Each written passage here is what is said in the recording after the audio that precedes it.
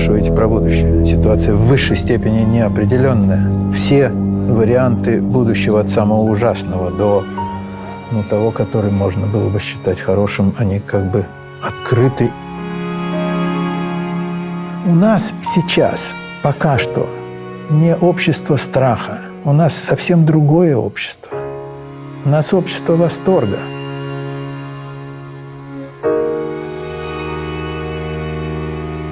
А если у тебя нет собственного достоинства, то единственное, что у тебя есть, это у тебя есть великая держава, где люди друг друга бьют по голове, не высовывайся. Ты чё? Ты чё, самый умный, что ли?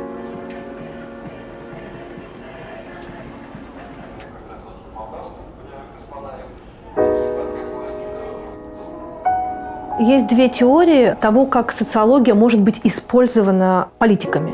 Первая теория – это что хорошая социология, хорошо и качественно сделанная, глубокая, помогает политикам управлять обществом. И есть вторая теория о том, что хорошо и правильно по заказу сделанная социология тоже помогает политикам управлять обществом, потому что они показывают нужные им результаты и говорят: вот смотрите, вы думаете вот так. Нет, в это я не верю. Мы знаем, что опросы общественного мнения не пользуются безусловным доверием, если говорить об обществе в целом. Есть небольшая прослойка в обществе, для которой они очень важны.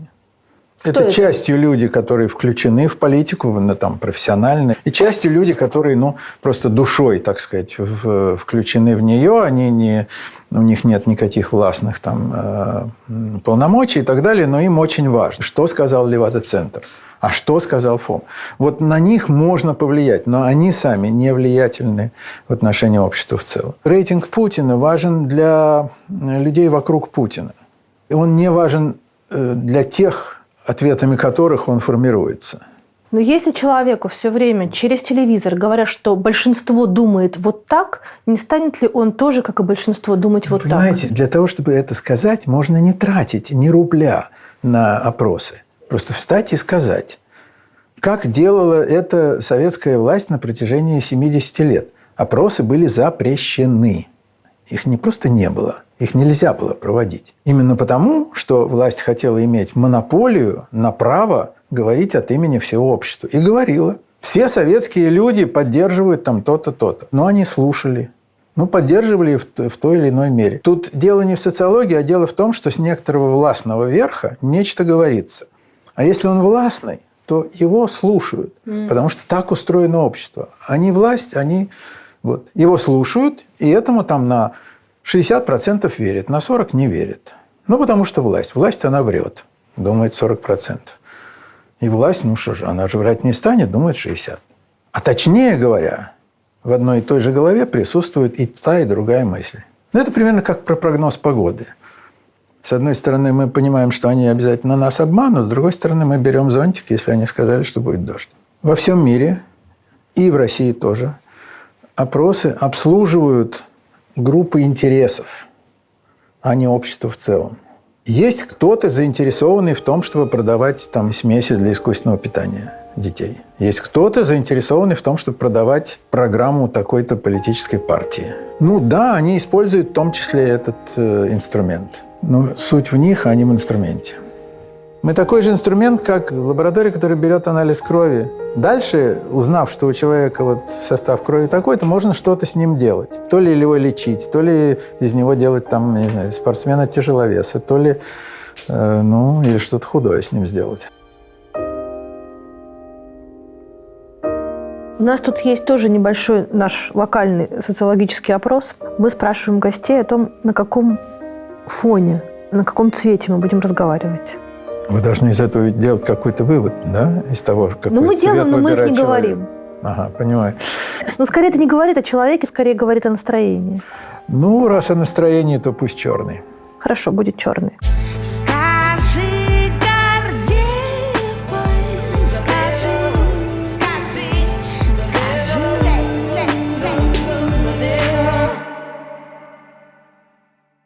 Как вы думаете, с помощью социологии, точнее, с помощью социологических инструментов, расспрашивая людей об их сегодняшнем дне, можно составить хотя бы приблизительную картину завтрашнего дня? Мы пытаемся это делать. И получается так. Если просто спрашивать людей про завтрашний день, то мы выясняем, что люди не имеют что ответить. Вот. И это само по себе очень важная характеристика сегодняшнего состояния общества. В таком обществе, как наше, ну, по крайней мере, имея за спиной вот 70 лет того, что называется коммунистическим периодом, когда существовала такая очень острая устремленность в будущее, и считалось, что вообще все, что мы делаем не для сегодняшнего, а для будущего. Вот отсутствие такой ориентации, оно, в общем, довольно болезненно и возникает как своего рода такое зияние в общественном сознании. Но это что касается, так сказать, самого состояния общества. А вот что могут сказать на этом основании аналитики? Вот тут, в общем, дело плохо, потому что наблюдая тенденции, которые приобрело наше общество в последние 20 лет, мы, в общем, видим такую перспективу довольно нерадостную. Да, не преувеличена большая поддержка специальной военной операции, которая зафиксирована опросами и которая задокументирована пропагандой, она подразумевает, что люди, которые поддерживают войну, они себе представляют какое-то будущее, которое будет после этого. Чего они ждут от этого? Доминирующих мнений 3. Одно абсолютно неизвестно, что будет. Но нам нравится. Полностью открытое будущее. Ужасное будущее, 3 варианта. Ядерная война, гражданская война или распад России. Все 3 будущих – это вот апокалипсис. Слабая надежда, что вот мы как-то там вырулим во что-то. Да, и еще вариант, что мы победим. Это тоже из доминирующих вариантов. Он субдоминирующий, то есть он один из. Часть людей так, зажмурившись, вот так думает, нет, все-таки мы победим. Потому что мы не можем не победить. Вот самый главный мотив, почему мы победим, потому что мы не можем не победить. Так устроена вот эта мысль. И мне понятно, как вот работает такое сознание. Второй вариант отношения ко всему этому – это, раз ввязались, то уж надо как-то там дело доводить до конца. До какого конца? Вот это непонятно. Опять же, здесь такие вот развилки. Я знаю людей, которые говорят, идти до Лиссабона. И все тут. А что еще? Надо, так надо. И другие, понятно, что есть другой вариант, что вернуться к тому, что до 24 февраля было. И какие-то, все-таки среди россиян, я думаю, очень мало, которые говорят, и Крым отдать. В общем, развязаться с этим всем. Чтобы ничего на нас не висело. Вот пошли они все. Или заморозить на том, что сейчас есть. Вот где стоят, вот так, пусть вот такая будет граница. Те, кто выступает, а сейчас больше людей, которые говорят, что надо переходить к мирным переговорам, чем тех, кто говорят, что надо продолжать военные действия. Здесь я уверенно говорю, потому что это данные опросов. То есть таких больше? Да, их стало больше. Их постепенно стало больше. В июле, по-моему, мы начинали задавать этот вопрос. Вот постепенно их стало больше. И среди женщин это большинство более выраженное, чем среди мужчин. Но их стало больше тогда, когда и Путин стал говорить, что нам нужны переговоры. В этом смысле сейчас выступать за мирные переговоры – это совсем не то, что выступать за мир там где-нибудь в марте месяце, когда за это можно было тяжело поплатиться. И мы знаем, что среди людей, которые одобряют деятельность Путина, половина выступает за переход к мирным переговорам. Среди тех, кто не одобряет деятельность Путина, гораздо больше, чем половина. Но среди этих уже половина. Но что это значит? И с кем мы будем переговариваться, если украинская сторона сказала, что она не идет сейчас на переговоры? Ну и неизвестно, нагнут ее там ее европейские и американские партнеры или нет. Будут они ее к этому склонять или нет, мы не знаем. Вы спрашиваете про будущее. Ситуация в высшей степени неопределенная. Все варианты будущего от самого ужасного до того, который можно было бы считать хорошим, они как бы открыты, и ни один не имеет в свою пользу каких-то сильных подкрепляющих моментов. И я боюсь, что такое видение ситуации простирается от низу до достаточно высоких верхов, что, в данном случае не есть сильно хорошо, но это, в принципе, повод для того, чтобы думать в самом серьезном смысле о судьбах страны. Сейчас уже само ничего не получится.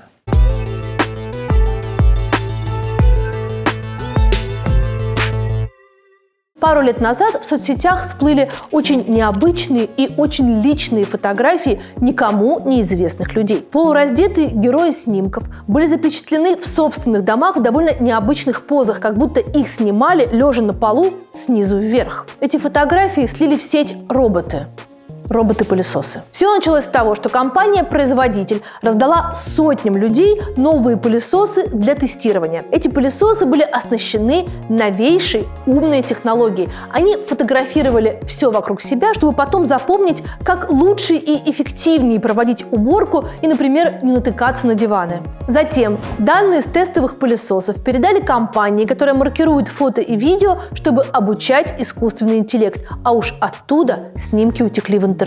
Позже производитель пылесосов утверждал, люди знали, что пылесосы их снимают, ведь на них были предупреждающие наклейки, но все же взял на себя вину за то, что снимки оказались в открытом доступе. Полагаться на роботов и искусственный интеллект пока можно не во всем, а избежать ошибок при разработке продуктов и программ помогают специальные люди – тестировщики. О хороших тестировщиках мечтают все IT-компании, ведь это буквально связующее звено между разработчиком и пользователем. Тестировщики проверяют, насколько новые программы соответствуют пользовательским ожиданиям, ищут уязвимости и подсказывают, что еще можно улучшить или изменить для того, чтобы конечный продукт был еще более удобным и безопасным. Я уже рассказывала про бесплатный короткий интенсив образовательной платформы «Нитология». Его можно пройти, чтобы понять, насколько профессия тестировщика подходит лично вам. А сегодня я хочу порекомендовать более долгий и подробный курс «Нитологии». Он называется «Тестировщик» и длится 8 месяцев. За это время вы можете с нуля обучиться одной из самых востребованных IT-специальностей. На курсе вы узнаете, как работает ручное и автоматизированное тестирование, освоите язык программирования Java и даже подтянете свой английский.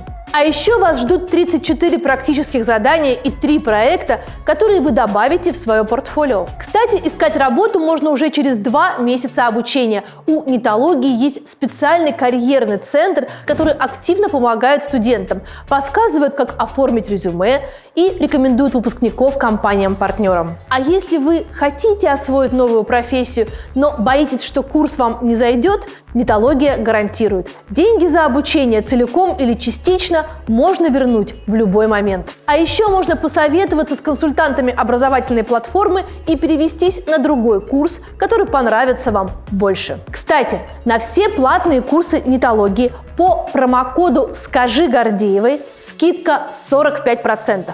Переходим по ссылке в описании или QR-коду на экране, записываемся на курс Нитологии «Тестировщик» и осваиваем полезную и востребованную профессию с нуля.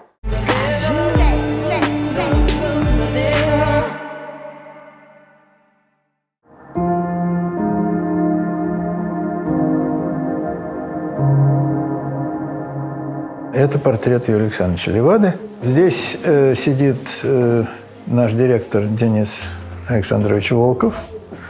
Вот молодой человек. Он сменил Льва Дмитриевича Гудкова, который, в свою очередь, когда-то сменил 16 лет назад Юрия Александровича Леваду. Там сидит наш пресс-секретарь Роман Левадов, тот, кто, в общем, представляет миру нашу продукцию вот на сайте. Это его работа. Вот здесь полевое московское отделение. Здесь люди, которые организуют, собственно, проведение опросов в Москве. То есть это те, кто подходит к нам на улицах? Это очень хитрая технология. Это вот такая, или журналистская, или, так сказать, псевдосоциологическая работа, когда вот на улице ловят и спрашивают, там, вы за или против. Люди, может быть, и там хорошо и честно отвечают, но соотношение ответов не соответствует тому, как они распределены в обществе в целом. Потому что вот на этой улице это так, а на другой улице это может быть это. А даже в одном городе? Это центральная улица. Здесь богатые магазины, здесь Кремль, здесь много приезжих и так далее. А в каком-то жилом спальном районе там будет совершенно другой контингент. Там днем там будут в основном женщины там, с детьми, у них будет свое мнение. А если это там, не знаю, возле проходной какого-то завода, то ты поймаешь третье. Чтобы путем вот так называемого уличного опроса получить действительный срез мнения хотя бы вот этого города, нужно выполнение очень тонких условий. Это большое и сложное предприятие. Опрашивается тогда там несколько тысяч человек. Это не вот так, не с микрофоном делается. Это, там есть специальные там планшеты, заготовленные там блоки вопросов. Потом у людей узнают там их полувозраст и так далее, чтобы потом это выстроить в такую обычную структуру. Это наш конференц-зал. Это вот место моей работы. Здесь, за этим столом, проходят групповые дискуссии или фокус-группы. Поэтому вот здесь имеется полупрозрачное зеркало. Это не средство подсматривания, как вот микрофоны здесь не средство подслушивания, а это нормальное устройство фокус-групп. Есть такой вид исследования, который сочетает в себе вопрос-на-ответный метод, что здесь сидят люди, вот ведущий, он с ними ведет какую-то беседу, там, что-то спрашивает, они что-то... например, любой там...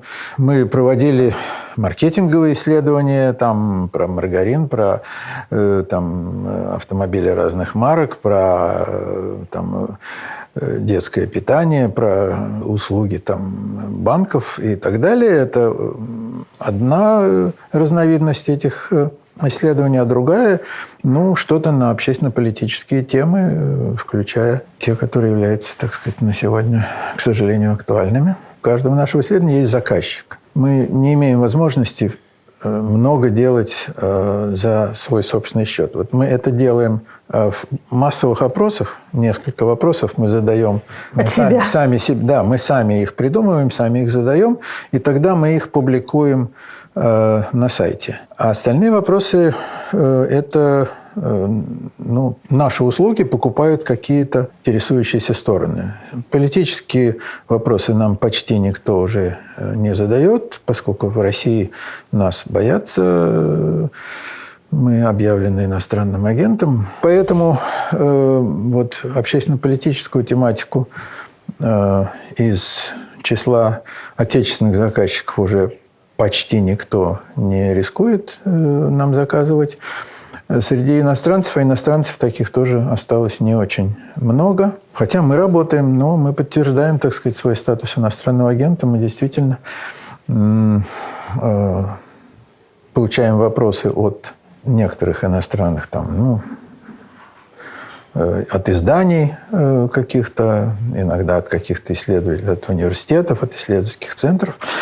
Вот я, пользуясь этим случаем, хочу сказать, что статус иностранного агента, как он теперь нынче определен, это вот те, кто находится под иностранным влиянием. Вот я хочу сказать, что в нашем случае все прямо наоборот. Это мы влияем на иностранцев. Это мы им сообщаем. Россия вот такая. Мы думаем вот это, наш народ думает вот это. То, что оказалось, что так на самом деле мир плохо себе представляет Россию, а Россия плохо себе представляет Украину. Это недоработка кого? Тех, кто заказывал исследования, или тех, кто их делали? Ну, нет. Такого рода сведения должны были быть обеспечены средствами разведки и оказались необеспечены. Тут, Так, может быть, средствами соцопросов тоже их можно было добыть? Да вы знаете, тут никакого труда не составляло.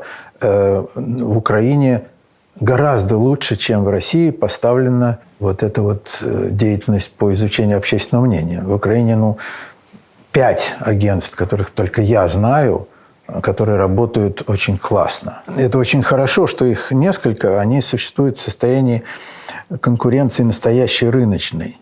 Мы здесь живем в состоянии таком, что вот есть проправительственные там ФОМ и ВЦИОМ и, как бы, так сказать, оппозиционный Левада-центр, что, в общем, сегодня не совсем верно, но вот так. И в этом смысле это не настоящая рыночная конкуренция, это конкуренция, так сказать, как бы политического характера, это другое. Она не увеличивает точность, четкость работы. Нам не надо ориентироваться на ВЦИОМ, потому что мы знаем, так сказать, причины, по которым они ведут себя иногда вот так, как ведут себя, а они не могут ориентироваться на нас, потому что, и так далее. Но аналитикам в Кремле или где там готовились чего-то, можно было посмотреть, например, идея, что Украина должна вступить в НАТО, не существовала в украинском общественном мнении до тех пор, пока Россия не начала свои действия, которые Украина сочла враждебными. Вот тогда они решили, надо вступать в НАТО. Это открытая информация. Украинцы это публиковали, в том числе на русском языке. Это было очень нетрудно прочитать. Доверять им можно, безусловно. Кто хотел, тот мог это узнать. Если я это знал, то вот до Кремля здесь недалеко, там тоже могли это знать.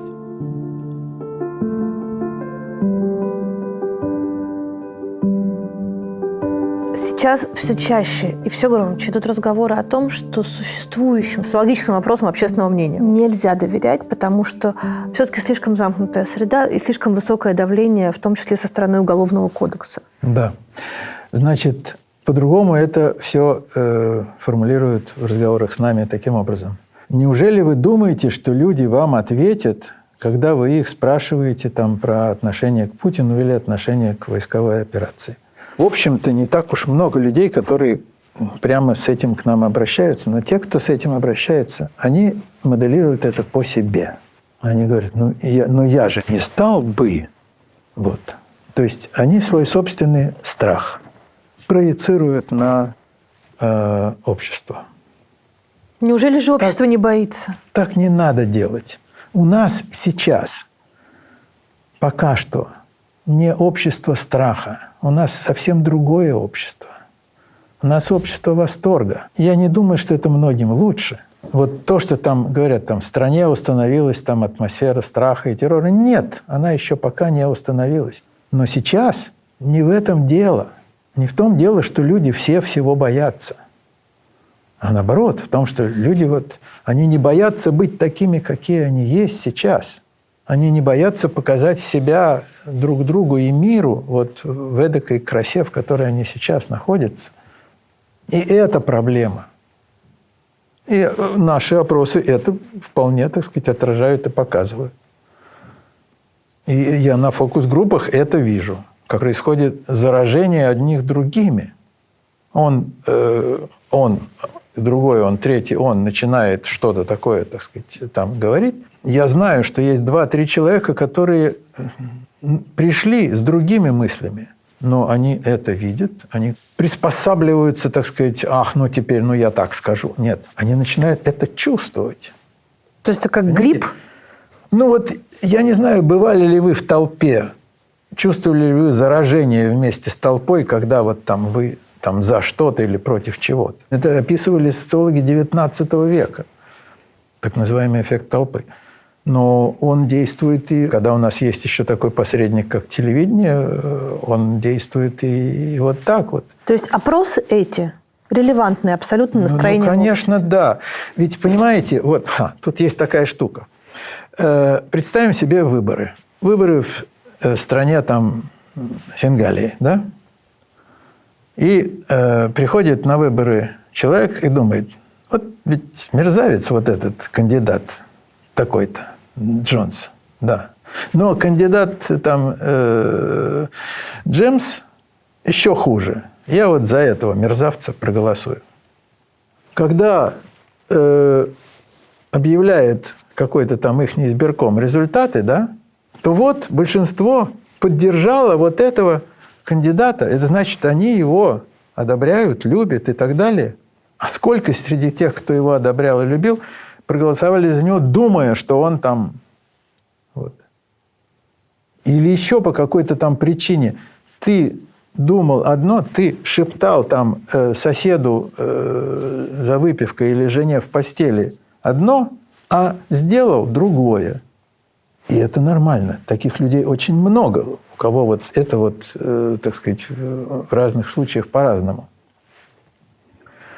Мы путем опроса общественного мнения мы фиксируем фактическое поведение этих людей.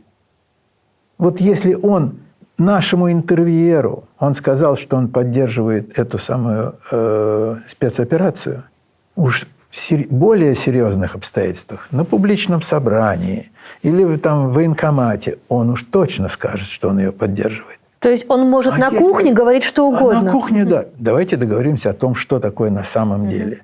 Если это на самом деле, то как они будут делать, то они будут делать так, как они нам говорят.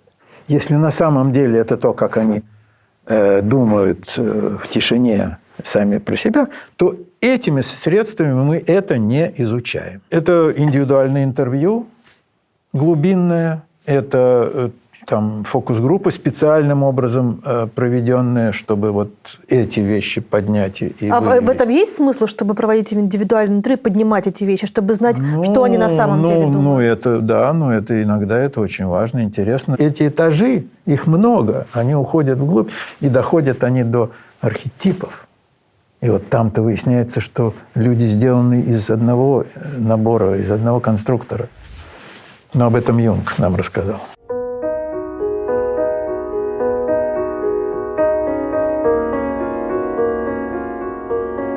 То, что сейчас люди вообще боятся говорить, в том числе по важным политическим вопросам, да, каким-то образом влияет на результаты этих опросов? Да. Этот вот вопрос в такой формулировке или в похожей мы встречали уже несколько десятков раз. И хорошо, если это опрос, а гораздо чаще это утверждение. Люди боятся, люди никогда вам не скажут правду. Вы пристаете к людям с вопросом там, про Путина или про специальную военную операцию. Да кто же вам ответит, что он против? Потому что под эту специальную военную операцию уже есть статья уголовная там, и так далее. Ответов несколько. Первый ответ. Безусловно, большинство российского населения одобряет деятельность президента Путина. Как оно и одобрялось, начиная с 2000 года и до нынешнего 2022. Почему оно одобряет? Это очень сложный вопрос. И этот вопрос не касается личности Владимира Путина. И не касается того, как он именно управляет страной. Это вопрос о том, в каком состоянии находится российское общество. Он связан с тем, что люди через эти убеждения связывают себя в единое общество. Через посредство фигуры Кремля, Москвы, Путина персонально, вот как фигуры, не как человека, а как фигуры, общество связывает себя воедино. И этому обществу, как выяснилось, очень важно после вот так называемого развала СССР себя держать воедино. Поэтому поддерживают множество инициатив власти, в том числе таких, которые, по мнению многих других, общество должно было бы отвергать. В частности, вот специальную военную операцию. Если это сделали они, значит, это правильно. Если Крым взяли, значит, это нам нужно. Нам. И тут самое ключевое слово «нам», «мы». Не слово «Крым» ключевое, а ключевое «нам». Вот это вот объединяет общество. Вопрос, почему этому обществу так надо держаться, так сказать, друг за дружку, сам по себе очень сложный. Он связан с тем, что то, что социологи называют структурная дифференциация в нашем обществе, находится на очень низком уровне. У нас очень мало людей разных профессий, разных образов жизни, разных убеждений, разных взглядов, разных говоров, разных вкусов и так далее. А как так получается? Это получилось за 70 лет советской власти, когда общество выглаживали утюгом, когда все слушали одно и то же радио, все читали одну и ту же газету, пили одну и ту же водку и учились в одной и той же школе по одним и тем же учебникам. То есть кажется, Да. что мы все разные, Да. но мы все равно остались одинаковыми. Это разнообразие. Вот вы можете сейчас по говору человека из Владивостока отличить от человека из Смоленска? Не можете. Это кончилось. Это было еще, вот когда я был ребенком, да, были говоры. Все, больше говоров нет. Можно об этом не жалеть. Но вместе с говорами исчезли региональные различия. Ну, человек из бедные, Чечни, человек из Якутии – это два разных человека. Да, это человек другого этноса.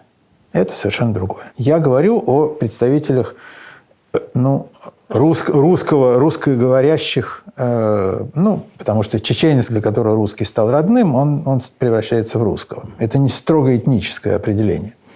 Это культурно-этническое. Так вот, эти люди, вот они их выгладили и их сделали совершенно одинаково. И они думают, что это хорошо. Ну что, у меня в столовой суп харчо, да, и котлеты с макаронами.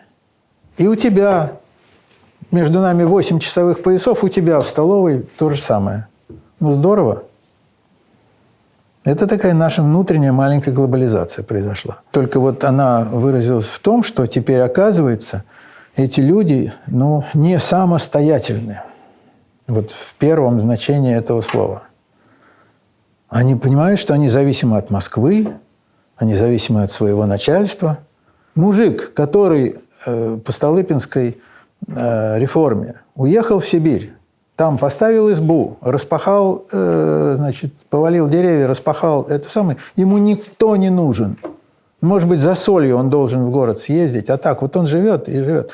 Он самостоятелен. Мужик, купец, поднялся сам из низов, да, выкупил себя из крепостных, там завел свое дело, свою ситцевую мануфактуру там, и так далее. Он хозяин сам себе. Ему нужен хороший царь, но этот царь, который как бы его будет слушать, а не он будет его слушать. Вот таких людей началось производство в конце гражданской войны, когда победившие красные, да, стали заниматься уже не войной, а делом, появились вот красные директора и так далее, вот там стали появляться как-то вот такие люди своего дела. Потом это поколение было уничтожено. Такие люди, в общем, с большим трудом стали появляться вот в послесталинское время. И, в общем, они образовали такую, прослойку нашего городского общества. У вас был разговор с Натальей Васильевной Зубаревич. Она вот говорила о том слое российского населения, который как бы впереди государства, от которого государство отстало в развитии. Вот я их имею в виду. Да, они образовались. Вот это люди самостоятельные. Неважно, они айтишники, не айтишники, там, художники, но они не должны цепляться друг за друга. Давайте мы будем все одинаковые. Потеря этого слоя – это колоссальная потеря для общества в целом, потому что эти люди могли бы учить и растить других таких же. Это богатство страны. Не то, что в земле нам Господом завещаны недра, которые мы, качаем куда попало. А это социальное богатство страны. И когда этого много, то тогда неважно, страна на сколько она протяженная и сколько в ней живет людей. Важно их разнообразие. 100 миллионов одинаковых или 30 миллионов, но сильно разных, эти две национальных общности могут оказаться на неких весах, в общем, чем-то похожим. Подумайте, что сейчас мы наблюдаем на этой карте. В этом кроется причина того, что все время возникает вот эта тоска по сильной руке, по сильному лидеру, и все время нужен кто-то сильный. Потому что в самом обществе, при поощрении со стороны именно власти, возникли тенденции, которые можно назвать тоталитарными. Обычно о тоталитаризме говорят как о особого рода политическом режиме, связанном с диктатурой, с ограничениями, и так далее. Я говорю о том, что существует в это время в обществе самом. В обществе существует такое стремление, так сказать, к унификации, чтобы ты был такой, как я, а не какой-нибудь другой. А тот, кто как-то выбивается из каких-то шаблонов, стандартов, на него смотрят косо. Таким людям нужна очень просто устроенная власть. Это то, что еще в пушкинские времена называлось словом самовластие. Без долгих разговоров. Что сказал, будем делать. Он знает, нам знать не надо. Что сказал начальство, то и... по мере сил будем, конечно, от этого уклоняться. Потому что, что мы дураки, что ли, все делать, что они скажут. Но делать надо то, что они скажут. Все эти законы и правила знает каждый пацан, проучившийся в советской и постсоветской в школе. Если можно не делать домашнее задание, лучше его не делать, правильно? А списать? И так далее. Вот эти маленькие хитрости потом в большой жизни работают так же.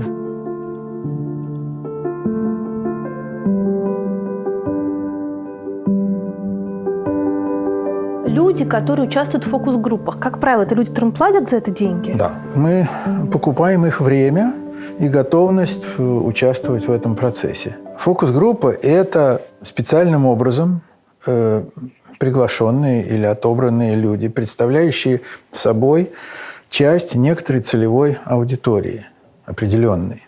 Женщины, у которых дети на искусственном вскармливании. Или люди, у которых автомобили с пробегом свыше 100 тысяч. Или люди, которые на выборах собираются поддержать партию «Новые люди».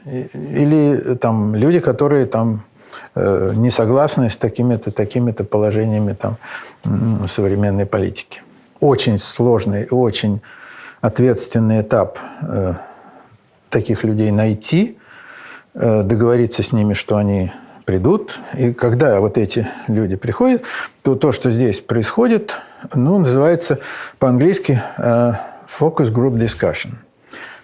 Имеется в виду, что это групповая дискуссия, и что она сфокусирована на некоем предмете вопросе. обсуждения. Да, когда они здесь, они будут фокус-группой в течение 2 часов. Они до этого не фокус-группа, и после этого они не фокус-группа. Они здесь 2 часа со мной или с моими коллегами обсуждают что-то. Заказчик, который заказал это исследование, он может прислать своего представителя, который будет сидеть там за стеклом и наблюдать за ходом этой дискуссии. Зачем наблюдать? За тем, что, предположим, мы показываем этим мамам рекламу новой детской смеси. А он, предположим, тот, кто отвечает за создание этой рекламы. Они сделали лицо, не знаю, розовощекого малыша. Мамы смотрят, да, и вдруг одна говорит: да что, это же диатезный ребеночек-то. У них меняется выражение лица. Если он это увидел, он потом своему художнику скажет: дорогой, ну-ка давай.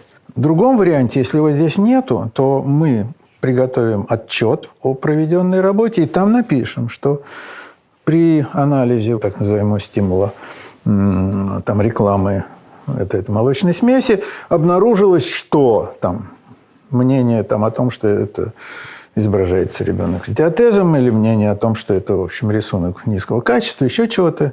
Но часть сочла очень хорошо придуманным название или там слоган. Вот. Но это к нему придет через 2 недели, этот отчет.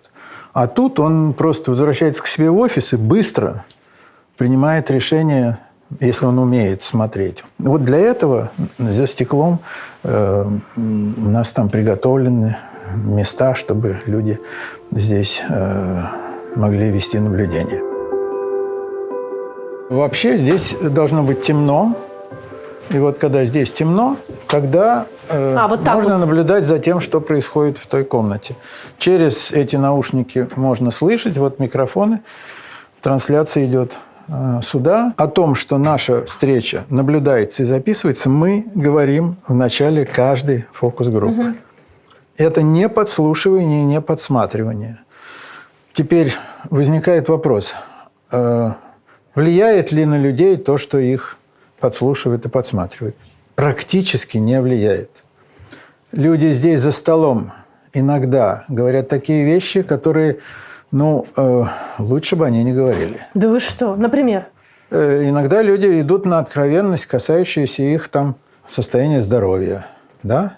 Женщина начинает рассказывать что-то там про неудачную беременность. Иногда это вопрос, так сказать, политического характера. Вот. Иногда кто-то вспоминает и говорит, да, вот нас тут сейчас слушают. Или там говорят, тут же до Лубянки недалеко. И продолжают говорить то, чего, в общем, уж тогда, если ты про это вспомнил, ты уж помолчи. Фокус-группа еще интересна тем, что здесь вот на столе можно показывать людям самые разные вещи. Можно показывать какие-то изображения, можно показывать там портреты политических деятелей или человеческие типы, или иногда образцы продукции. Когда-то вот был такой очень интересный период, когда компании, торгующие алкоголем, приходили на российский рынок. Это было очень интересно, потому что вот тут впервые наши потребители от 2 сортов водки переходили вдруг к рынку в 20, от 3 сортов пива переходили к рынку, где их 80. Вот я лично, так сказать, очень многое узнал о нашей публике, скажем так, именно вот в этом процессе. А также узнал о том, какие широко открытые глаза оказываются у наших клиентов, когда они видят там что-то, что рассказывают наши респонденты. Я помню прекрасный рассказ, когда от меня добивался человек, который привез сюда впервые немецкое пиво, и он хотел, чтобы, респонденты как-то различали, насколько пышная шапка пива тут и там. Никак я не мог от них добиться, что это важно. Наконец, они сказали, чего тут, пачку новостей в цистерну кинул, вот тебе и пена. С этим человеком что-то было совершенно невообразимое. То есть в том числе и эти упражнения с фокус-группами ответственны за то, что в конечном итоге потребитель имеет не то, что, возможно, лучше по качеству, а то, что лучше, эффективнее и красивее продается. Знаете, давайте так. Маркетинг – это средство продавать. Можно продавать жульническим образом, плохое выдавать за хорошее. И так многие делают, многие компании, многие предприниматели. И можно продавать честно и добиваться более высокой цены или более высокого спроса за счет хорошего качества. И то, и другое – это 2 способа, которыми, так сказать, пользуется человечество. И маркетинг – это инструмент, который может обслуживать и то, и это. Но это все равно, как, так сказать, есть плохие люди, есть хорошие люди, а транспорт, автобус возит и тех, и других. Так что здесь в этом смысле я не хочу, чтобы такое скрытое ваше обвинение, оно было бы принято. Нет, я его не принимаю. Это инструмент. Понимаете? В чьих он руках, такой будет результат. Вот здесь вот «Дама с собачкой» действие происходит. Весь этот комплекс, включая то место, где мы сидим, это то, что называлось «Славянский базар». Ресторан и гостиница. Там был театр. Замечательный совершенно, вот такой вот. Он, вот если бы можно было выйти во двор, там посмотреть, он как Колизей, он круглый. Вот. И вот однажды, значит, мне звонят: слушай, мы горим. Я примчался, здесь, значит, полыхало. Ресторан «Славянский базар» сгорел весь в ноль, потому что он был деревянный. И горел вот этот театр. Но он сгорел и стоял 20 лет. Он простоял просто вот ветшая. Там, вы видите, деревья какие там выросли. Вот. Года 2 назад кто-то начал его, ну, вот явно идею восстанавливать. Вот поставили вот эти вот фермы, но поставили и остановились. Вы же вообще восточным языкам учились. Какими языками вы владеете? Ну, владеть это теперь уже трудно говорить, что я владею, но я владел индонезийским языком. Это язык очень несложный. Очень красивый и очень несложный. Когда-нибудь это вам пригодилось? Нет, я ушел с этой стези, еще не закончив свой курс. У нас предполагалась так называемая практика. Стандартный вариант был идти в переводчики или ехать в страну изучаемого языка. В стране изучаемого языка в это время произошел путч, который был подавлен самым ужасным кровавым образом. Там были сотни тысяч убитых. Ну и, в общем, вот Индонезия вместо такого большого друга Советского Союза превратилась в страну, которая от Советского Союза надолго отгородилась. Поэтому нужда в переводчиках, к чему меня готовили, она исчезла. Ну и, честно говоря, у меня интересы оказались все-таки за пределами вот такой простой переводческой работы. Я пошел в отдел конкретных социальных исследований Института философии Академии наук, которым заведовал мне тогда неизвестный Юрий Александрович Левада. И это поменяло жизнь. Это поменяло мою жизнь, да, совершенно точно. Вот это произошло в 1966 году. И до 2006 года, вот это 40 этих лет, самое главное счастье моей жизни состоит в том, что я был рядом с Левадой.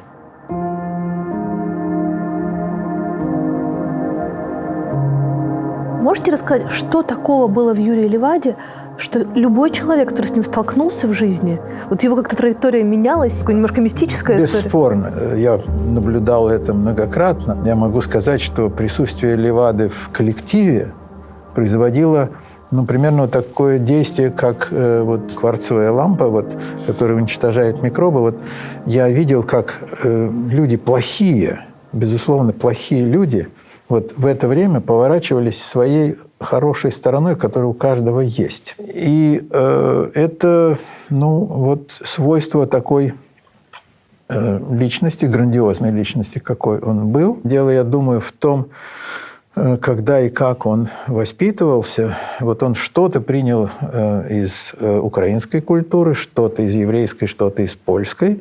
Это происхождение из Винницы. Потом это философский факультет Московского университета, в котором были преподаватели из ИФЛИ.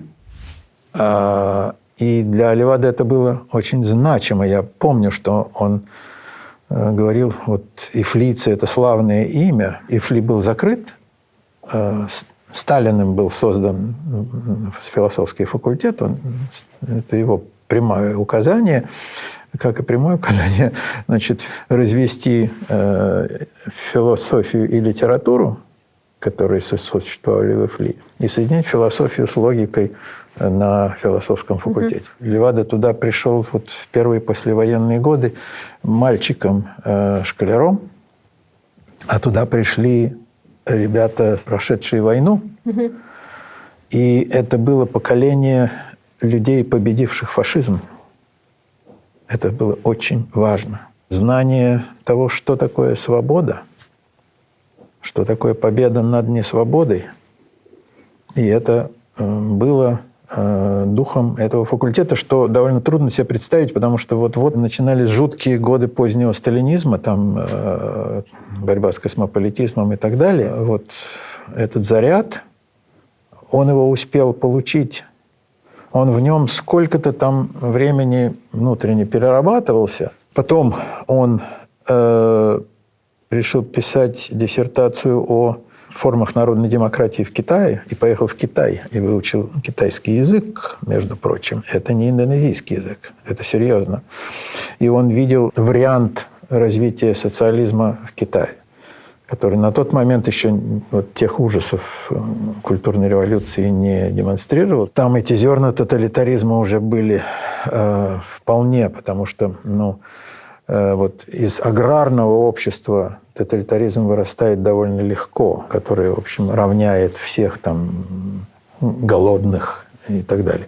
Короче говоря, у Левады было в этом смысле уникальное сочетание опытов плюс что-то в его собственной личности, что позволило это притворить в какое-то свое отношение ко всему.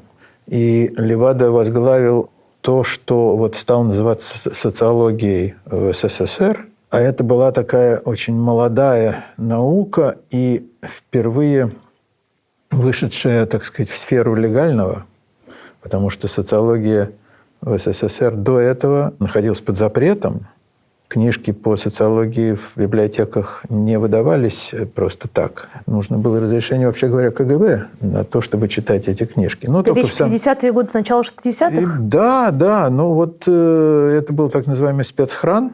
На этих книжках стояла такая маленькая печать, называлась «Шестигранник». И они были в особом шкафу, и чтобы читать эти книжки, нужно было получать допуск. Допуск получался в так называемом первом отделе. Это была вот та система госбезопасности, которая входила в любое учреждение. И вот вдруг эти книжки в открытый доступ, и вот вдруг о социологии можно говорить, но не до конца. Когда вот этот вот отдел, в который я пришел, превратили в институт, то ему не дали название «Институт социологии», хотя все понимали, что это именно институт. Он стал называться «Институт конкретных социальных исследований». Чтобы не залетали слишком высоко. Давайте там... Хотят ли рабочие переходить на 5-дневную рабочую неделю? Хотят ли они, чтобы столовая работала только вот 1 час в день? И еще тому подобные вопросы. Вот давайте изучайте, что же тут не изучать. Что у нас там молодежь там?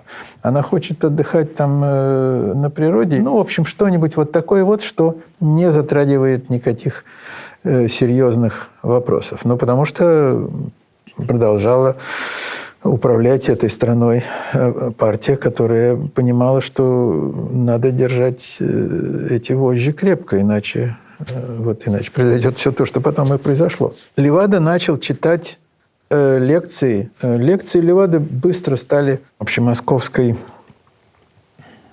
не сказать сенсацией, потому что она была такая длящаяся. В общем, вот есть в этом старом здании университета на Маховой, там есть такая, так называемая, большая зоологическая аудитория. Вот она была битком, потому что, кроме того курса журфака, который должен был эти лекции слушать, приходили другие курсы журфака, другие факультеты университета, и вообще народ просто, так сказать, со всей Москвы. Потом на поэтические вечера вот собирались вот так вот полными залами. Приходили люди слушать лекции по социологии. Левада предложил аудитории смотреть на вещи вот так, как они есть. Может быть, вам это кажется чем-то не очень понятным, но вы, поверьте, у этого был эффект, я не знаю, сравнимый с тем, как вам друг показывает там стереокино. Господи, оказывается, вот оно какое. Дело в том, что эти годы коммунистической власти приучили всех, что вещи выглядят так, как о них сказали. Люди являются тем, что о них сказали. И вот вдруг так вот содрать эти маски. Мы тогда говорили простыми словами «разуть глаза». Роза пахнет розой. Хоть розой назови ее, хоть нет. Да. И кое-что тоже пахнет вот так, как оно пахнет. Это имело шоковый эффект. Левада не был, там, так сказать, яростным антисоветчиком или не был, так сказать, неспровергателем основ. Никогда себя не причислял к диссидентам. И, тем не менее, его лекции невероятно раздражали власти. И, в общем, климат в стране менялся. Уже состоялось удушение Пражской весны. Окончалась оттепель. Да. В Чехословакии было сделано то, что сделано, а в Советском Союзе поняли, что надо ни в коем случае не допустить того, что было там, потому что, вообще говоря, во всех социалистических странах драйв был в эту сторону. Если угодно, то, что стало потом Майданом в Украине, и последствия чего это нынешняя Украина, это вот этот вот тренд. Вот не допустить движения по этому тренду стремились и тогдашние советские власти, как и власти нынешние. Так вот, чтобы это не допустить, чтение лекций было прекращено. Леваду, когда он стал читать лекции, ученый совет факультета журналистики ему присвоил звание профессора. Этот ученый совет у него отобрал звание профессора. Это было беспрецедентно. Даже в 30-е годы профессора, которых там ссылали на Колыму, которых расстреливали и так далее, их не лишали. Просто никому не приходило в голову, что надо возиться с тем, чтобы лишать. Леваду не сослали, Леваду не посадили. Но профессорского звания его лишили. И декан, честь ему университета, над гробом Левады принес извинения за это. Такое редко делают. Да. Он сделал это. Я очень хочу сказать одну вещь про Бориса Андреевича Грушина на обсуждении лекций Левады, которые были устроены Академией общественных наук при ЦК КПСС. Это место такое серьезное, и выступали там, люди, те, которые еще жили при сталинских этих так называемых дискуссиях там, по поводу биологии, там, изучения языка и так далее. И тут это происходило примерно так же. И на трибуну там 3 человека выступили против. 2 сказали, что мы не находим в трудах Юрия Александровича или там, в этих лекциях тех ошибок, о которых здесь говорят коллеги. Примерно так. Это было смело сказать против всех, но тональность была вот такая. И выскочил маленький бородатый Грушин, который кричал с этой трибуны: «Будущее покажет, кто стоял на пути развития советской социологии, а кто лежал и при этом не вдоль, а поперек». Я цитирую дословно. А вы там были? Я был там, да. И это был такой шок, но дело это изменить не могло. Институт подвергли чистке, директора академика Румянцева сняли с работы, дали члену ЦК, дали партийный выговор, тоже беспрецедентное. А Грушину что было? А Грушину ничего не было. Люди гадают. Одни говорят, что у него была там рука где-то, другие, может быть, он вел себя так, как будто у него есть рука, и поэтому его не тронули. В общем, так или иначе, Грушинский проект закрыли, потому что все проекты в этом институте закрыли. Но персонально там, он тоже ушел, потому что мы все ушли. После этого был период такого полуподпольного существования левадовских семинаров. Были известны тоже по всей Москве. И как-то они еще некоторое время, мы их продолжали таким частным порядком, но потом, в общем, это дело заглохло.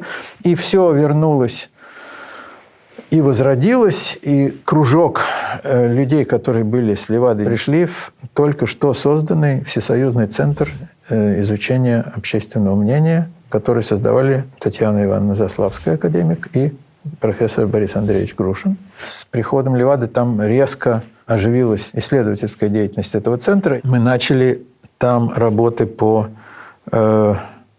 изучению того, что в это время, а это уже был 89-90 год, уже страна вот, бурлила, закипала, и в ней вот эта общественная дифференциация пошла, на местах стали возникать какие-то общества, кружки, какие-то инициативы множественные, разные, и тут, и там, и их еще никто не приводил к одной формуле. Это было очень интересно. Желание людей узнавать об жизни в обществе, спрос в этом смысле на наши исследования был колоссальный.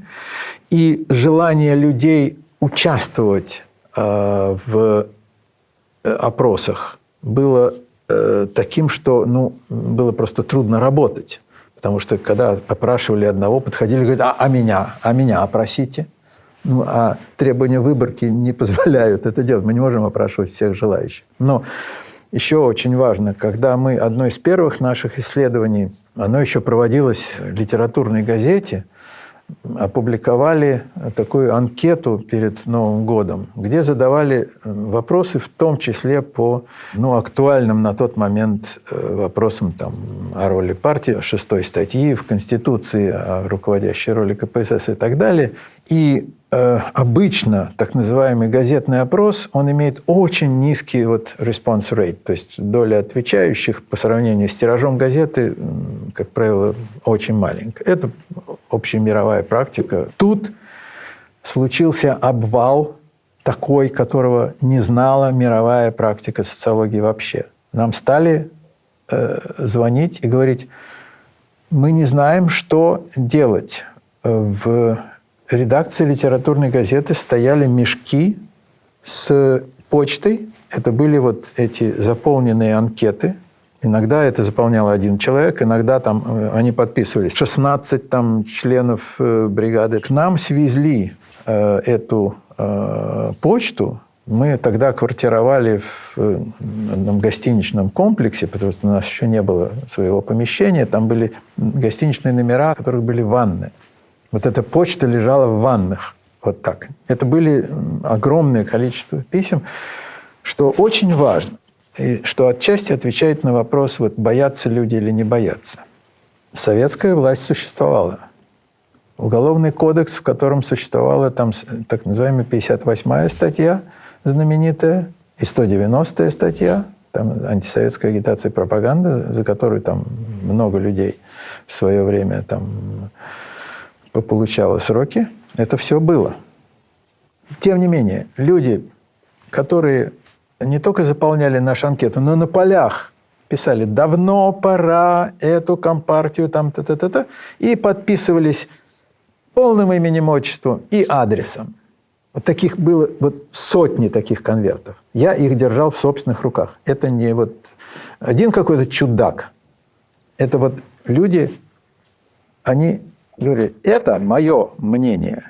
Я за него отвечаю. А что случилось? Это одни и те же люди, которые жили в 70-е при Брежневе и точно так же на разных собраниях голосовали за унижение своих сотоварищей, писали доносы или как-то. Дальше наступает короткое какое-то окно возможностей, во время которого они говорят, это я так думаю, и не боялись. А потом они опять, это тоже те же самые люди, они опять возвращаются к тому, что лучше не высовываться, лучше не высказываться, как все, так и я. Хорошо. Что это было? Я на это вам отвечу. Я знаю живой пример. Это товарищ Левады, и он потом и моим стал товарищем. Это человек, который из своих таких искренних коммунистических убеждений написал донос на людей, которые занялись тем, что он считал антисоветской деятельностью, они стали бороться за что-то ленинские нормы, когда это еще считалось. Он, в общем, отправил некоторое количество людей на сколько-то лет в лагеря. Он внутренне переродился. Он стал затем одним из самых ярких пропагандистов того, что называется 20-й съезд. Он публично протестовал против вторжения в Чехословакию, а это означало потерю работы, и он ее потерял. Он на глазах Левады он прошел вот этот вот путь совершения такого страшного греха до вот таких, не сказать подвигов, но вот таких поступков. А закольцевал он потом, стал опять искренне верующим коммунистом? Нет, он стал верующим христианином. Хорошо, но я говорю о сегодняшних днях. Я не знаю, успевают ли люди пройти вот такой полный цикл, чтобы вернуться вот к этому. Но я думаю, что среди людей, которые сегодня убеждены, что Россия сражается с Западом и вот должна в этой борьбе победить, да, среди них, наверное, найдутся люди, которые стояли у стен Белого дома, и люди, которые там выступали за перестройку, и так далее. Есть некая логика, которая ведет к такой трансформации. Эта логика моего развития людей, которые рядом со мной, она привела на другие позиции.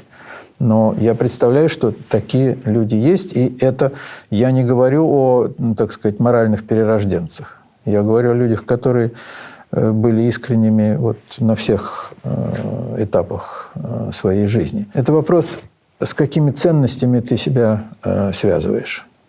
Вот я думаю, что эти люди полагают, что страна, в которой они находятся, живут, что она противостоит чему-то другому вовне. Они читают, так сказать, отечественную историю не как страницу всеобщей истории, а как вот развитие чего-то там такого уникального одного. Маяковский писал: «Начинается земля, как известно, от Кремля». И так учили детей. И для очень многих это естественно думать, что вот центр Земли здесь, значит и правда здесь. Это такое очень сильное убеждение. Его так вот не спихнешь, потому что кто-то это произнес, быть может, Володин, но не он, вряд ли это он придумал. Но вот Россия или великая, или никакая. Вот эта вот идея, так сказать, вот этой уникальности России, которая не есть такая вот как бы географическая уникальность, а она связана с чем-то таким высшим. Для религиозного человека это Бог на Россиюшку смотрит, а для человека неверующего это что-то, тем не менее, вот такое вот высшее. Вот над нами такой какой-то свет, которого нет над Америкой. Правда, немцы, которые шли по российской земле с автоматами, имели пряжку, где было написано «С нами Бог». Правда? Вот. Они тоже это думали.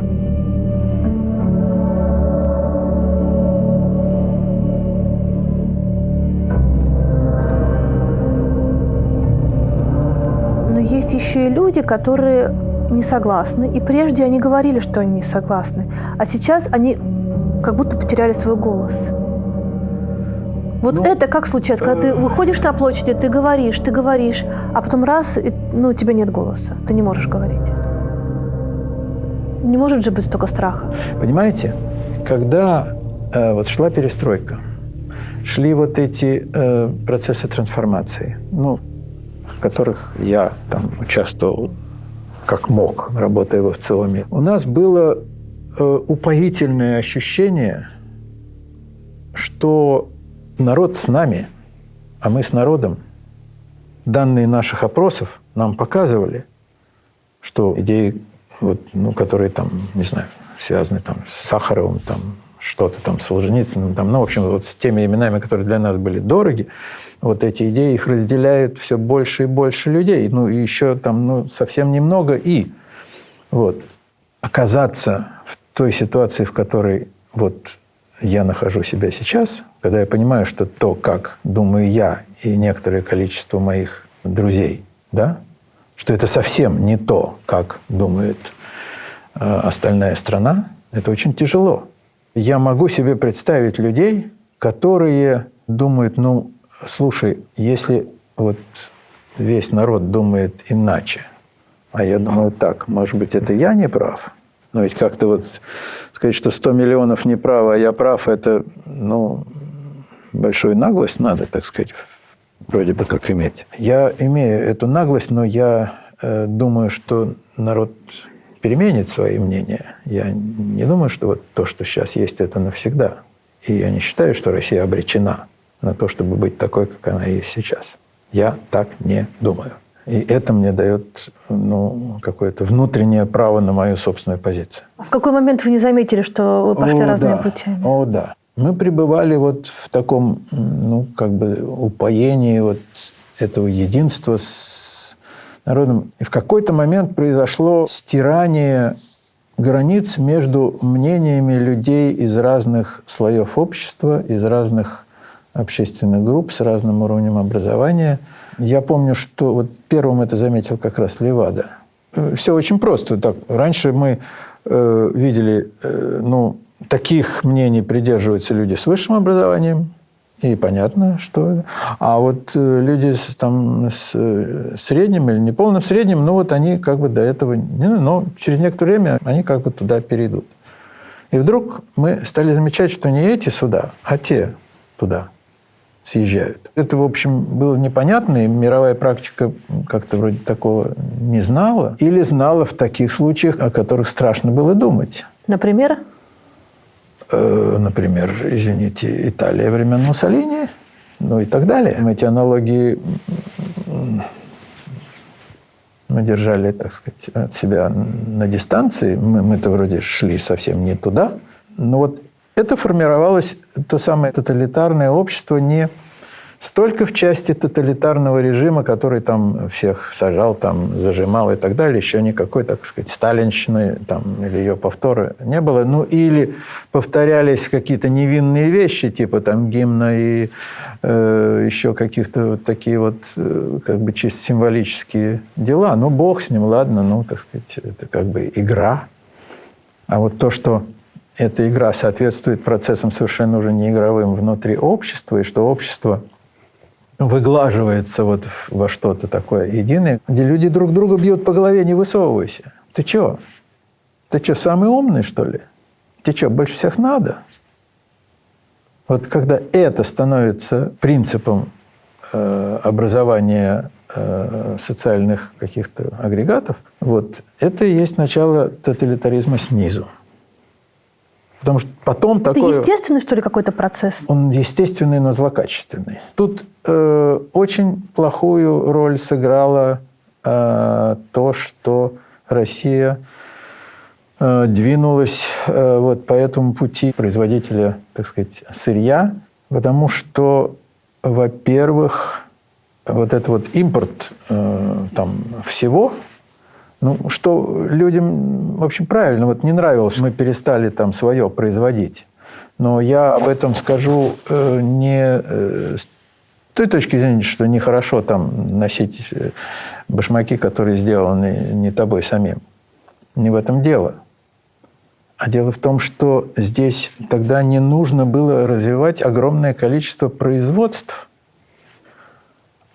Если много производств разных, то много людей, занятых разным, имеющих разный вид труда. И в этом смысле вот вся та вот самая дифференциация, о которой я говорю, которые живут по-разному. Дальше от того, что они занимаются разным, у них будут разные интересы, они будут разные книжки читать, они будут разные слова говорить, они будут по-разному отдыхать, они будут по-разному воспитывать детей. Страна будет богатеть разнообразием. А если все идут в магазин и покупают вот то, что там есть, а для этого им ничего специально собственного делать не надо, это страну не обогащает.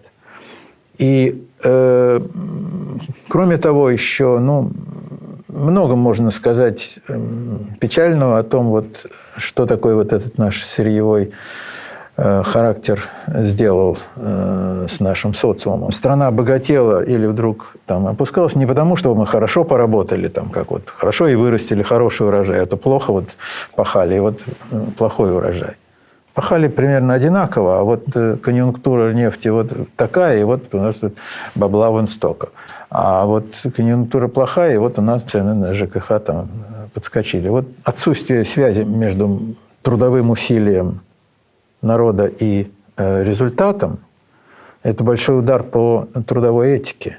И заметим себе, что у нас слово «труд» ушло из лексикона. У нас слово «труд» заменилось словом «работа». Но это то, что делаешь, за что платят. А труд – это то, там, создавало человека, там, его из обезьяны там, делало и так далее. Ну, в общем, то, что дает основание для гордости, для достоинства человеческого, с этим не очень хорошо. А если у тебя нет собственного достоинства, то единственное, что у тебя есть, это у тебя есть великая держава. Сам-то я, может, ничего особенного, но зато у меня держава великая. И зато мы всем им, как сейчас, вломим, они будут знать. И когда заботой 65-летних женщин является вот это вот, чтобы мы американцам там показали, которые американцев в жизни не видели, которые для них, в общем, нечто мифическое, потому что мы представляем, где они видят, и как выглядит их кухня, и как выглядит подъезд, через который они проходят каждый день. И тогда вместо того, чтобы вот в этом подъезде чего-то происходило, да, лучше американцам дать как следует. На Украине. Первое. Правда ли, что чуть ли не 100% женщин 65+ поддерживают войну? И второе. Правда ли, что Россия женская страна, и эти женщины взрослые? Значит, нет, 100% там нет. Там есть просто наивысший процент поддержки. Это сколько? Ну, это, как говорится, как считать, потому что мы задаем вопрос, вы лично поддерживаете или не поддерживаете действия российских вооруженных сил в Украине.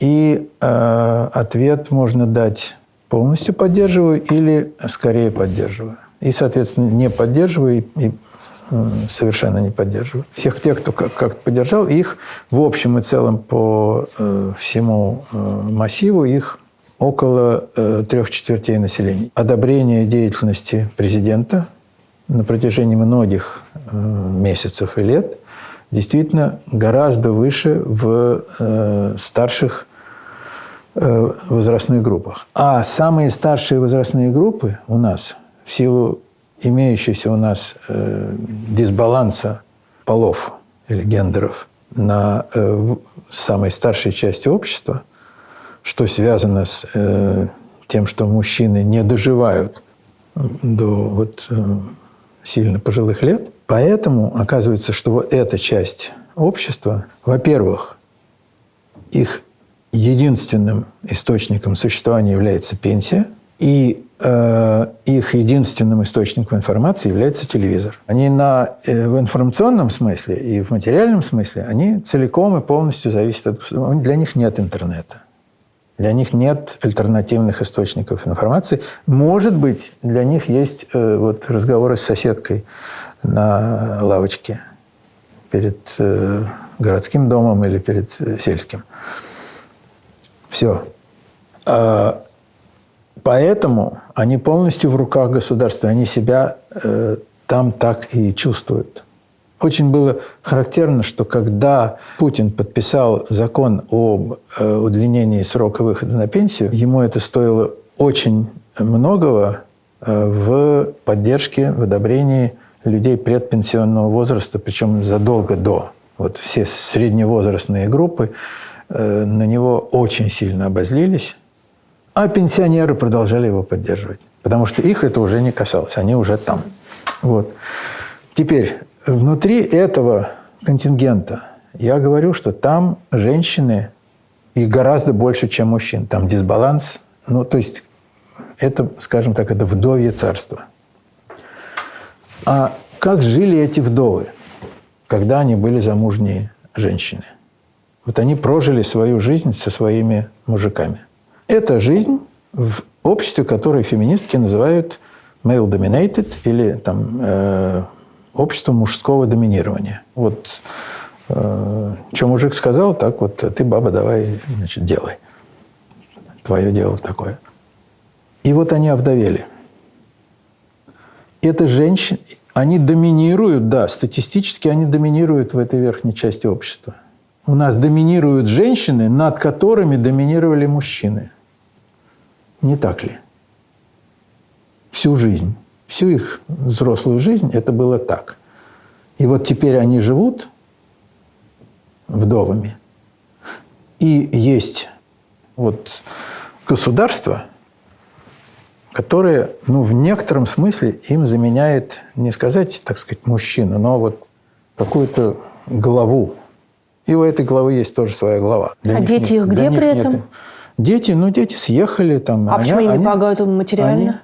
У нас не принято, чтобы дети помогали родителям. У нас родители помогают детям. У нас бабушка свою пенсию, немножко из пенсии отдает внукам, которые это без всякого стеснения берут.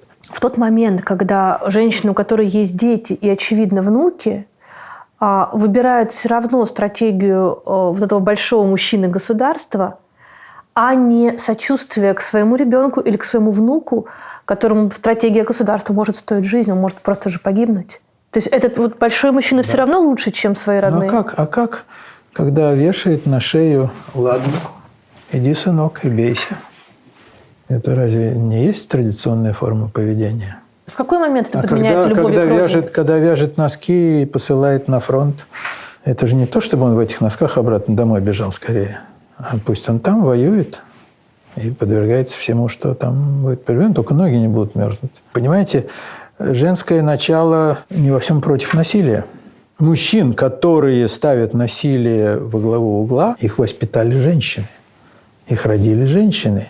И в детском возрасте их воспитывали женщины. И они же им говорили: ты мальчик, поэтому ты там, дай ему сдачи. Ты не должен плакать, ты мальчик. Вот там они формировали вот это, так сказать, мужское начало. А ты девочка, а ты не лезь. И так далее. Вот. Потом у них это забирала мальчишеская компания, где все маскулинные черты уже доводились до этого самого. А потом, сейчас этого меньше, а потом в советское время его забирала армия, если не тюрьма. И там уже вот из него формировали того, кто может делать что угодно.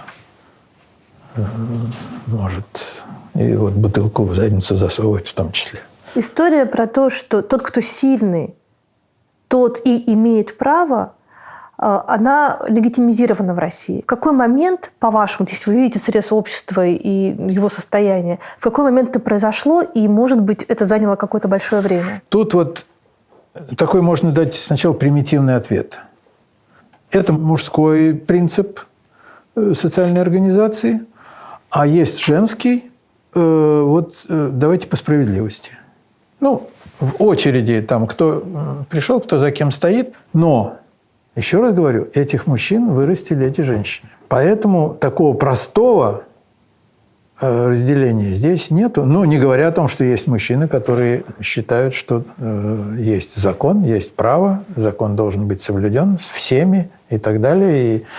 И сила в праве, а не право силы господствует. Но видите ли, в нашей социальной культуре присутствуют две формы социальной организации. Обе исторически, так сказать, мы видели их проявления. Одна из них, ее можно назвать авторитарной. Она реализуется вот по этим принципам, о которых вы сказали. И она организационно оформляется как что-то типа мафии. Наверху пахан, там, и дальше от него там по степени силы. И это примерно так, как в обезьяньем стаде иерархия устанавливается. Соответственно, там распределяются ресурсы, самки и так далее. И другой способ, который стоит назвать демократическим, где люди объединяются по принципам какого-то там дела и так далее, где руководит тот, кого выбрали, а не тот, кто себе присвоил там право, потому что он сильнее, где налажено взаимодействие вот более сложным образом, потому что тут объединяются люди, как правило, разные с разными там умениями, потребностями, наклонностями и так далее. Эмиль Дюркгейм еще в XIX веке, ничего не зная про Россию, называл это вот двумя видами солидарности. Там, механическая и органическая солидарность. Так вот, у нас есть обе эти программы. Вот если посмотреть на историю последних там, 10 лет, мы видели работу и того, и другого. Мы видели, как вот в 90-е годы формировались оргпреступные группировки, ну, в частности, в Москве там Ореховские, там, Беляевские и так далее, вот, держали районы, да, и формировались инициативные группы граждан, которые там занимались тем этим, создавали там, одни там Анютины глазки сажали, другие выбирали депутатов, третьи там заботились о детях, четвертые там искали тех, кто сгинул там в годы террора. Ну, много чего делали. Вот и те, и другие, они в общем, ну, из разного, так сказать, социального, как бы, люди могут быть одни и те же. Но способ социальной организации такой и эдакий. Вот они как вода и масло, они не смешиваются. Есть у нас центральная власть, которая, вообще говоря, и эту мафию не любит. Она ее, так сказать, под себя, ну, что она хочет всю власть иметь сама. Она мафию тоже, так сказать, скручивает. Она вот эти самоорганизующиеся общества не любит тоже. Она их старается, так сказать, подчинить.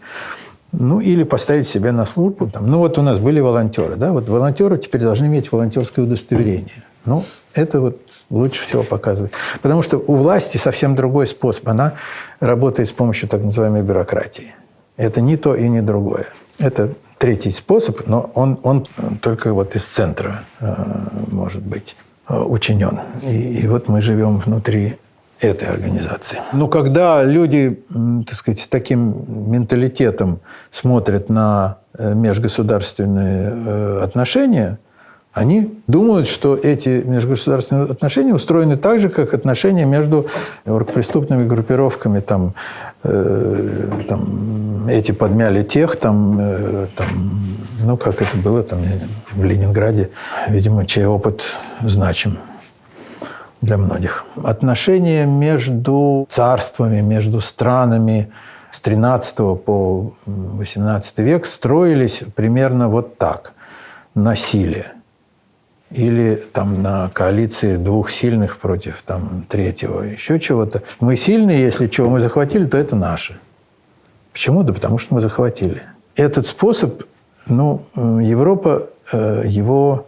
обжегшись на нем, Европа и присоединившиеся к ней другие страны сказали, что больше так не будет. Вот Хельсинские соглашения, их смысл состоял в том, что, ребята, все, вот больше мы этого не будем делать. Ни вы не будете, ни мы не будем.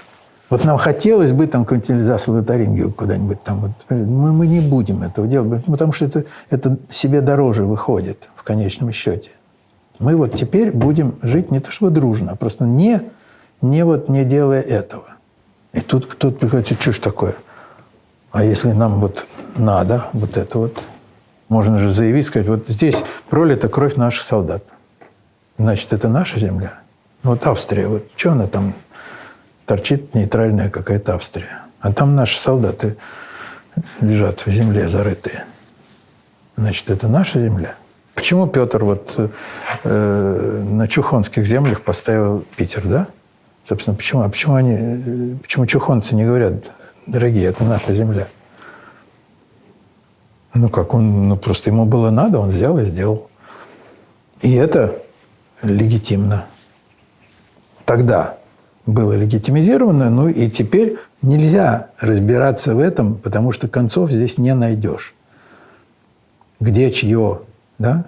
Кому принадлежал Крым? Татарам, Екатерине, Украине, русским, советским?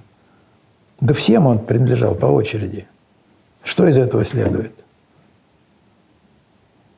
Это вопрос, который нельзя так решать. Этот способ видения международных отношений, ну, он властью сейчас не предлагается людям. Его не предлагают учителя истории и географии в школе. А вот тот, прежний, 17-й, 13-14 век, он кажется естественным. Он нисколько не естественнее этого. Он просто вот тогда был таким. Нужны были другие принципы. Были завоеватели, которые проходили через десятки государств, грабили и уходили назад. Они не претендовали на то, что они в этих государствах будут править. Но они их ограбили до нитки, сожгли и ушли. И они думали, что они правы. Почему? Ну, потому что мы сильные, мы так захотели. Легитимность возникает из согласия людей на то, что вот теперь это будет нашим правилом. Или мы просто не можем себе представить другого.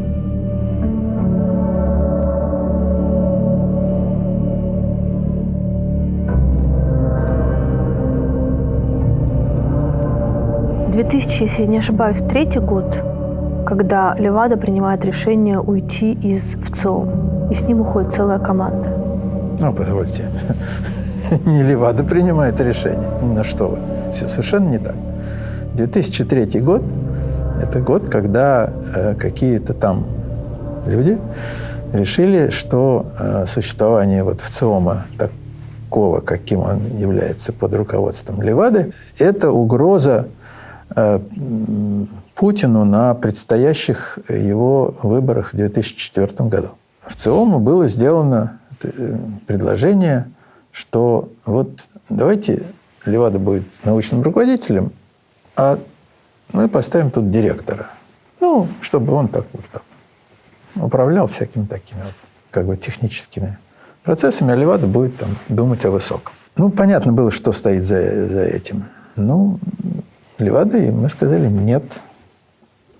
Ну, еще было сделано несколько предложений Леваде, дать то ли медаль, то ли орден и отправить его на пенсию, потому что он заслуженный такой вот. И пусть сидит там, книги пишет.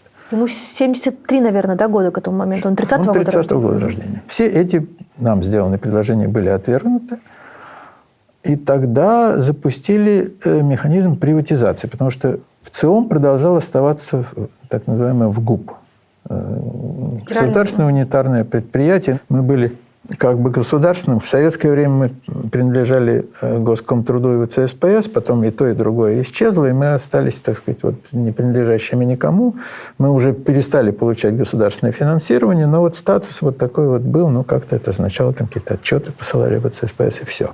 Ну, вот формально это было. Значит, мы стояли в очереди на приватизацию, которая была там где-то 200 каким-то номером, но вот тут ее сделали внеочередной. Почему приватизация? Потому что приватизация предполагает смену директора. Леваде было предложено уйти. В течение скольких там считанных дней 81 человек из 82, составлявших штат ВЦИОМа, подали заявление об уходе. Это были не только люди, которые, ну, как я, там, с Левадой прожили полжизни. Это были люди, которые недавно пришли работать. Это был штат бухгалтеров, там, завхоз и так далее. Ну, вот один человек в это время находился в отпуску, и, в общем, там, по-моему, она заболела. Короче говоря, вот она одна не подала это заявление. 81 человек. Я не знаю, кто докладывал президенту Путину о происшедшем, но он там, отвечая каким-то американским студентам, которые задали вопрос про вот, что это там у вас, ну, потому что мировая общественность действительно всколыхнулась. А что же это такое? Ну, Путин им ответил, что вот они там не хотели приватизацию. Ну, кто ему это, или это его собственная была, так сказать, имажинация, не знаю. Так или иначе, вот мы перешли, мы там назывались какое-то время там ВЦИОМ А, потом нам Роспатент запретил так называться, и мы как-то сидели без какого-то имени, а нам уже, ну, наши вот коллеги, ну, что, ну, все равно вас Левадой называют, что вы это самое. И мы, вопреки желанию Юрия Левады, мы назвали организацию «Левада-центр». Это было в 2003-м. В 2006 году Левада не стало. Он умер за рабочим столом. Получается, 76 лет, да, он прожил? Да. Я в сейчас старше Левады. Мне, честно говоря, это внутренне тяжело. Я не ропщу на небеса. Спасибо, что меня тут держат, но это как-то... что-то в этом неправильно. В чем сейчас вы видите смысл своей работы?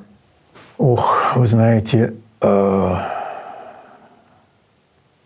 нынешней ситуации, агентство, которое бы могло делать то, чего можем делать мы, с точки зрения наличия всяких, так сказать, технических средств, квалификации и всего, налаженная машина. Второго такого, который бы делал это так, как мы, его нет. То есть те, которые могут работать не хуже, но они не хотят подставлять голову, так сказать, под все то, под что мы. Мы знаем, что на то, что мы рассказываем, огромный спрос в небольшом слое россиян очень, для них это какие-то, быть может, среди сужающегося поля, так сказать, какой-то свободной информации. Кроме того, мы для тех, кто заинтересован знать о происходящем в России вне ее, мы тоже, мы очень часто, когда я бывал на каких-то конференциях, вот Алексей Левинсон, значит, he is from Levada Center, единственной организации, которой можно доверять. Или единственные, кто говорят правду и так далее. Это сложилось у нас вот такая вот уже репутация. Значит, мы действительно нужны. И я считаю нашей и своей обязанностью действительно говорить о том, что происходит в России сейчас. Надо, чтобы в мире знали и понимали, что здесь происходит. Это не значит, что все то плохое, что здесь происходит, а все, что здесь происходит. И плохое, и хорошее. Это люди должны знать, тем более, что сейчас, в общем, время, когда, так сказать, оптика, даже европейская, начинает искажаться, и, в общем, они начинают копировать какие-то известные нам из нашей истории способы воззрения на как у нас там велели смотреть на Запад и считать, что там все, что угодно на Западе, там, от штанов до идеологии, значит, все порочное, да, так вот, значит, теперь думать, что вот все, что в России, там, и все, что сказано на русском языке, все априорно дурное.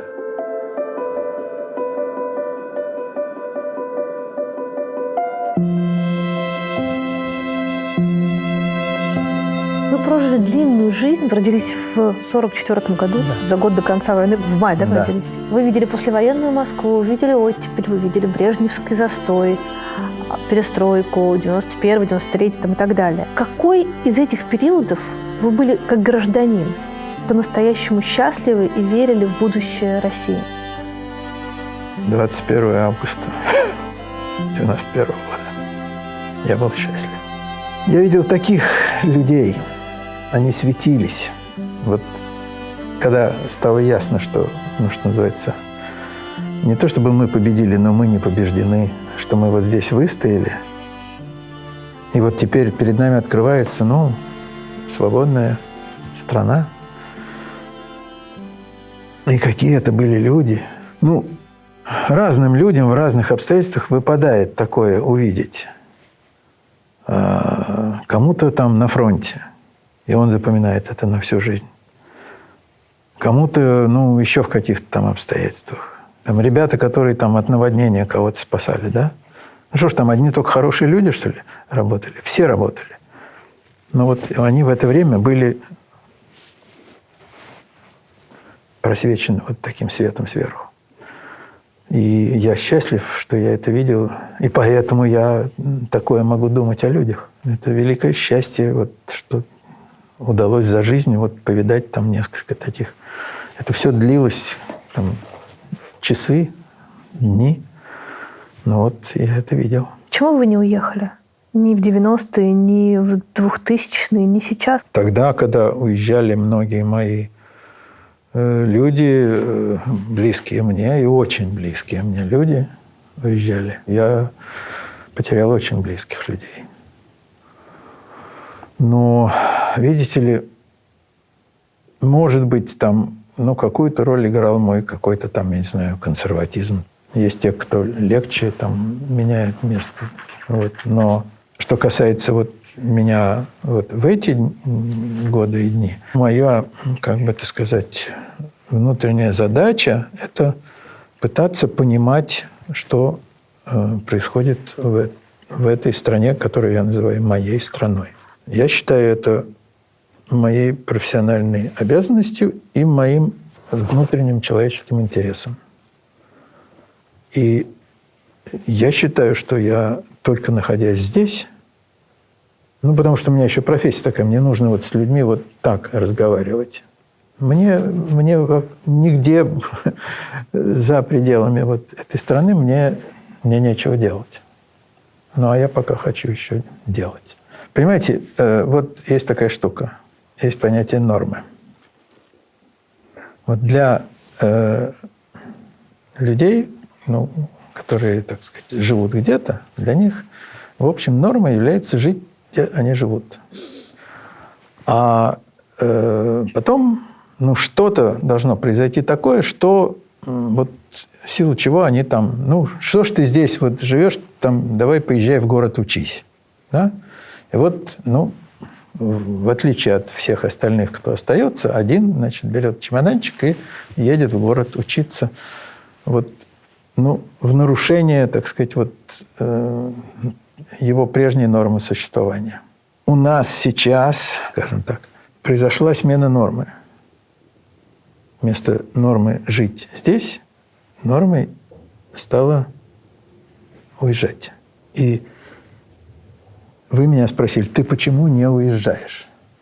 Понимаете? Тех, кто уезжает, не спрашивают, ты почему уезжаешь. Потому что, понятно, все едут. Норма такова. Норма уезжать. Для кого-то, да? Я существую в пределах старой нормы. Мне приходится объяснять, почему я не уезжаю. То, что вы занимаетесь социологией, это добавляет вам веры в человека или отнимает ее скорее? Знаете, я не знаю, что такое вера в человека. Я, боже мой, я знаю, что вот из человека вот такого вот можно за очень короткое время сделать зверя. Я этим занимался, кстати. Вот среди тех вещей, которыми я занимался проблемой дедовщины. В постсоветской армии это была страшная вещь. Она была страшная именно тем, что она автоматически, вот как самодействующая система, она из обычных парней, которые туда приходили, она делала зверье. Дальше он выходил в жизнь, и это как бы в нем забывалось. Прошло, он и помнить не хочет. Как он там вчетвером били одного, или еще что-нибудь такое. Вот. Сначала его били, а потом он бил. Потому что дедовщина так работает. Но навык, как это делать, у него оставался. Если он потом попадал в ментовку, да, то и когда ему трое говорили, ну-ка давай, делай, да, он начинал делать. И он это уже умел. То есть были те, кто это не могли, их дедовщина отбраковывала. Они кончали с собой, или они потом брали автоматы и в своих же стреляли. Это типовой случай. Но я знаю, вот как это делается в эту сторону. И я знаю, как хорошие педагоги из класса, вот из обычных ребят делали вот таких, личность, которые, наоборот, никогда никому не причинят зла, скорее сами отдадут свою жизнь, чтобы этого не было и так далее. Из заготовки, так сказать, из любого человека, если говорить не о штучном производстве, а, так сказать, в целом, то можно сделать, вот, и в этом смысле может быть страна хороших людей, и можно сделать страну плохих. Выберите, пожалуйста, милосердие или справедливость. А почему я должен выбирать из этого? Ну как, это зеленое или сладкое? Вот что ты предпочитаешь? Нет, да. Можно быть милосердным и справедливым. И такие бывали. Свобода или стабильность? Ну, понятно. Значит, вот я за то, чтобы стабильно жить при свободе. Родина или истина? Ну, для меня Родина и есть истина. Верите ли вы в то, что мы с вами увидим, как кончится война? Знаете, объектом веры это делать нельзя. Я допускаю, что вот в обозримом будущем война перейдет в какую-то такую хроническую фазу, как это было с афганской, потом чеченской войной. Ну, это вопрос, допустит ли это другая сторона. Что здесь, в России, есть просто институции и там, такие люди, для которых это будет с руки. Бизнес-интересы, и там, политические интересы, и еще разные. Всякие интересы. Именно это вот самое то. Вот страна, которая где-то так немножечко воюет, это вот им самое то. Это очень плохо. Это чуть-чуть лучше, чем открытая, так сказать, война, где там просто меньше будет гибнуть в сутки, меньше будет гибнуть людей. И только вот этим это менее плохо, чем сейчас. Но вообще, конечно, это очень плохо. Для социального здоровья моей страны это ужасно. И я думаю, что для Украины тоже такая затяжная война, она перестает быть таким очищающим средством. И вот эта хроника, она, в общем, уже тоже начинает портить. Как с этим жить совсем? Плохо. Очень плохо. А надежды вы какой-то не дадите в конце? У нас уже конец, да? Угу. Знаете, вот человек, которого я знаю плохо, Григорий Голосов, питерский такой, он сказал замечательные слова. Сохранение принципов необходимо вне зависимости от того, есть у вас надежда или нет.